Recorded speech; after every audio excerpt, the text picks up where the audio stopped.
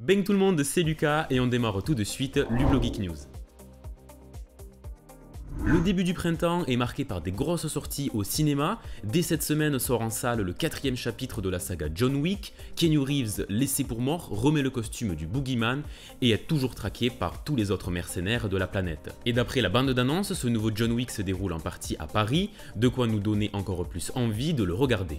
La semaine suivante, c'est le super-héros Shazam qui revient sur le grand écran avec un deuxième opus nommé La Rage des Dieux. Désormais accompagné de ses frères et sœurs adoptifs, Billy Batson va devoir affronter les filles d'Atlas, déterminées à détruire notre monde. Et enfin, début avril, sort un long métrage d'animation très attendu avec Super Mario le film. C'est le studio français Illumination qui nous propose cette création très colorée, qui n'hésite pas à utiliser un maximum d'éléments propres à l'univers de Mario. Cette fois, c'est Luigi qui se fait capturer par le méchant Bowser.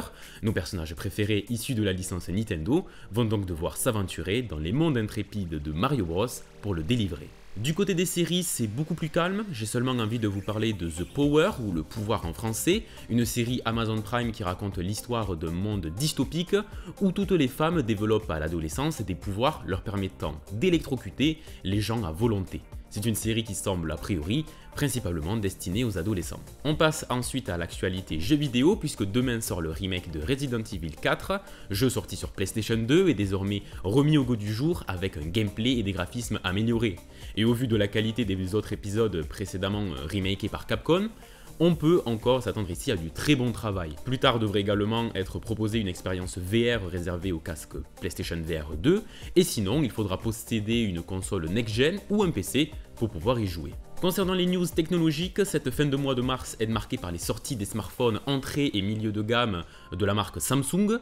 Les modèles A du constructeur coréen sont en effet renouvelés avec la sortie imminente des Samsung Galaxy A14 à 250 €, A34 à 400 € et il faudra débourser 500 € pour se procurer le A54.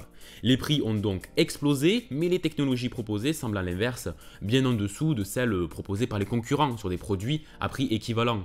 En nouveauté, on retient la disponibilité de la 5G, même sur le modèle A14, une grande batterie de 5000 mAh et surtout un processeur amélioré, rendant les smartphones plus puissants et davantage fluides à l'utilisation. Je termine ainsi l'Hublot Geek News en vous remerciant de l'avoir regardé jusqu'au bout et je vous dis à bientôt.